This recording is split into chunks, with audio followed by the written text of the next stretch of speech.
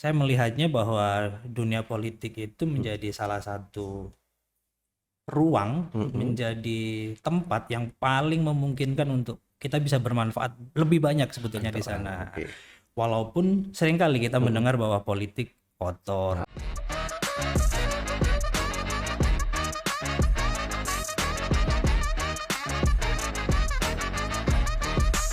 Ngobrol-ngobrol, ujuk-ujuk. Selamat pagi, siang, sore, dan malam Sobat Pojok Papat dimanapun berada. Jumpa lagi dengan saya Bina Biantara di program acara Ngopi, Ngobrol-Ngobrol Politik di Pojok Papat. Ngobrol-ngobrol, ujuk-ujuk, sepakat.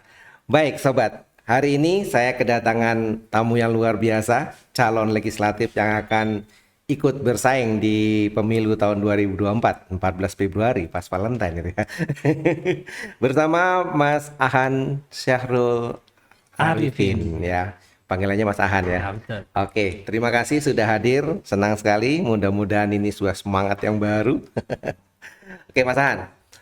Sebelum kita berbincang-bincang, mungkin tak kenal maka tak sayang ya. Betul. Mungkin masyarakat juga ingin mengenal Mas Ahan ini siapa dan bagaimana gitu. Silakan. Kalau nama saya Ahan Syahrul Arifin. Saya sehari-hari bekerja sebagai tenaga ahli fraksi di DPR RI. Saya bekerja di sana sejak 2016. 2016. Periode yang lalu, kemudian sekarang lanjut lagi tetap menjadi tenaga ahli di sana. Sehingga kalau urusan-urusan kedewanan sebetulnya Paham sekali. paling tidak cukup tahu kan Cukup tahu begitu, ya, cukup oke. tahu kan gitu. Cuman kita nggak punya kewenangan untuk pengambilan keputusan. Siap.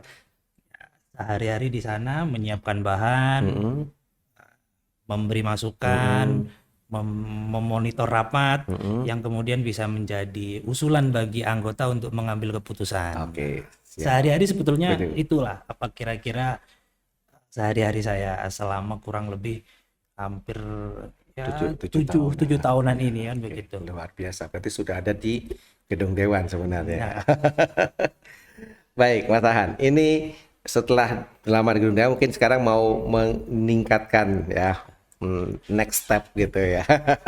Kira-kira apa sih yang benar-benar mendorong jenengan untuk maju kali ini?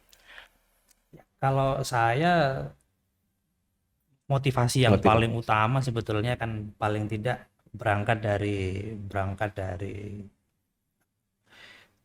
nilai kemanusiaan sebetulnya ya, bahwa manusia itu harus lebih banyak bermanfaat. Oke.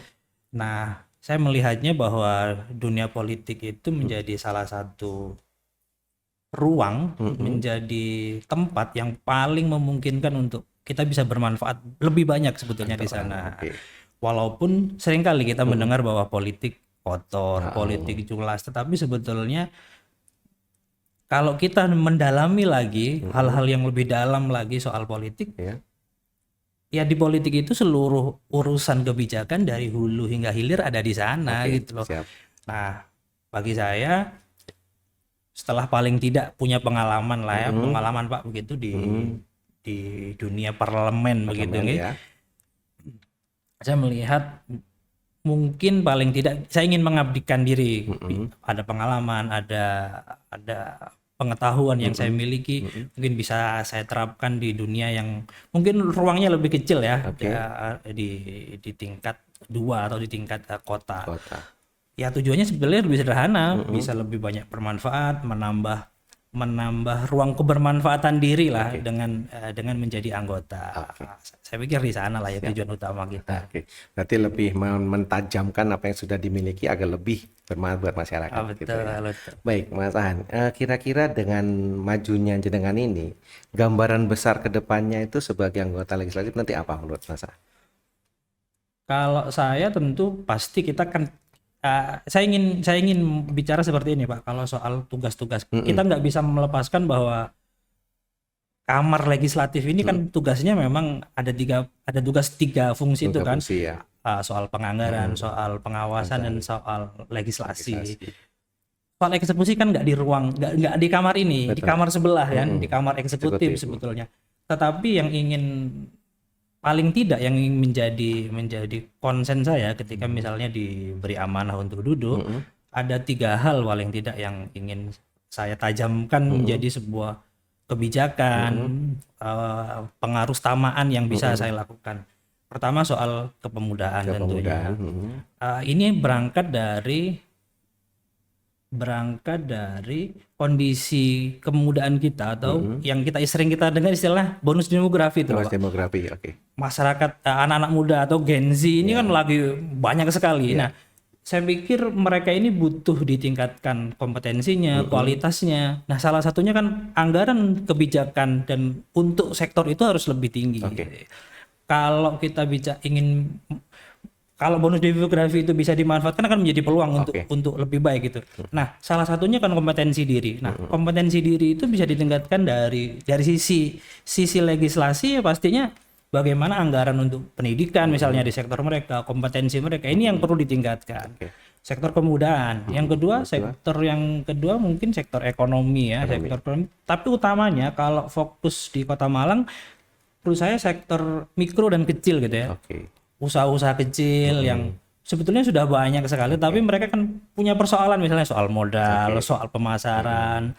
Nah, ini penting menurut saya untuk bisa dijadikan untuk terus di-push gitu ya. Selama ini misalnya gini, kita tahu Kota Malang menjadi kota pariwisata. Sektor yang besar itu kan sektor perdagangan, sektor apa namanya ini, Pak? Pariwisatanya akomodasi gitu ya. Soal akomodasi itu kan hotel pasti kalau akhir pekan kan pasti banyak sekali. Tapi kan itu sektor yang tinggi nggak dimiliki oleh masyarakat di bawah. Nah, mestinya kan ini harus ada ada link match ketika mereka datang ke sini yang mereka tahu tidak hanya sekedar bakso gitu misalnya. Tapi bagaimana barang-barang masyarakat kecil ini bisa didorong, diketahui kan begitu. Lebih diperkenalkan sehingga mereka juga akan punya ruang pemasaran yang lebih tinggi kan begitu, lebih lebar lagi kan begitu. Yang terakhir menurut saya sektor yang bisa saya akan dorong gitu ya Pak, ketika saya berangkat dari fakta di Lowaru gitu ya, Lowaru yang ada beberapa kelurahan yang stuntingnya cukup tinggi sebetulnya. Stuntingnya cukup. Ini wilayah kota tetapi stuntingnya tinggi gitu. Bahkan di atas rata-rata nasional gitu. Saya pikir ini sektor penguatan pelayanan sosial terutama ibu dan anak ini penting untuk kita lebih didorong lebih jauh lagi gitu ya dengan kebijakan pemahaman. Sebetulnya mereka secara gizi mungkin baik, tapi kadang-kadang orang tua tidak tahu bahwa anak kecil itu misalnya yang balita itu ketika orang tuanya ada yang merokok itu kan sangat berbahaya sekali. Itu yang menjadi problem stunting di Kota Malang gitu. Walaupun secara umum mungkin besar, tapi saya temukan beberapa data di Lowaru ada 2 kelurahan paling itu stuntingnya cukup tinggi sekali gitu. Kurang lebih itu ya mungkin yang ketika saya diberi amanah untuk duduk, hal-hal yang bisa kita dorong dalam bentuk kebijakan kan begitu. Ya, berarti dilihat tadi sebuah hal selama ini mungkin aturannya sudah ada porsi antara legislatif dengan eksekutif. Betul. Tapi kan legislatif bisa mendorong eksekutif untuk lebih menajamkan di sektor tertentu. Dan mungkin dari perbincangan tadi dilihat bahwa sebenarnya untuk kesehatan ibu dan anak ini mungkin perlu komprehensif pengetahuan ibu dan juga bapaknya tentang bagaimana anak saat di dalam kandungan. Mungkin juga proses sebelum pernikahan juga mungkin ya. Ya betul Pak. Memang soal pelayanan sosial ini kan terutama kesehatan ibu dan anak ini kan memang penting. Pentingnya apalagi sekarang ini kena gadget. Kena gadget ini kan bermasalah sekali nih. Persoalan dengan gadget anak sekarang ataupun ya agar diem kasih aja gadget kan gitu. Anak kecil ya dikasih gadget akhirnya ya apa namanya ya diem memang tetapi pengetahuan wawasannya sektor dia untuk mau mengembangkan dirinya kan masih kurang pada lagi dengan radiasinya gitu. Betul lah. Nah kalau tadi usulan misalnya dari pranikah gitu ya, pranikah pernikahan karena memang kan kita ketahui bersama Pak anak di umur utama itu kan di 0 sampai 5 tahun ini kan perkembangan utamanya anak kan gitu. Maka penting sebetulnya ibu terutama gitu ya. Karena yang paling tahu sebetulnya kan ibu kan. Ibu ini tak punya pengetahuan, punya pemahaman bagaimana anak di usia utama ini ya. Usia ini mendapatkan asupan gizi yang baik, mendapatkan pengetahuan yang baik. Nah, pengetahuan seperti ini menjadi penting bagi ibu gitu. Belakangan kemarin kan ramai nih isu ini Pak Jokowi misalnya berteriak keras kali itu, anggarannya 10M kan begitu, dibuat bla bla bla bla bla, jatuhnya sekitar sekian M ya, yang buat beli telur sama cuma sedikit sekali. Cuman 2M katanya kan begitu kan. Artinya ini penting nanti ketika misalnya ada penganggarannya, ada mungkin kebijakannya sudah ada, tapi kan kita perlu untuk misalnya pengawasan mungkin dalam hal pelaksanaan tersebut. Pengawasan dan sekaligus mendorong misalnya soal tadi misalnya soal pemahaman masyarakat atau ibu terutama gitu ya. Kita tingkatkan, tetapi kemudian mereka juga dibekali dengan misalnya penambahan gizi, pembelian susu, pembelian telur, makanan bergizi untuk mereka yang memang sangat akan berguna sekali buat anak-anak di usia yang seperti usia pertumbuhan ini Pak. Oke, siap. Luar biasa sekali. Sebenarnya sih kita harus perpanjang lagi bincang-bincang, tapi waktu juga mohon maaf ini. Menarik sekali ya, ini topik yang sangat perlu dikupas lebih banyak lagi. Mas Han, terima kasih atas bincang-bincangnya, karena waktu juga mungkin di kesempatan lain kita bisa kasih waktu lebih panjang lagi untuk mengupas tuntas hal tersebut ya. Baik, sahabat Pojok Papat dimanapun berada, terima kasih atas atensinya sampai dengan saat ini.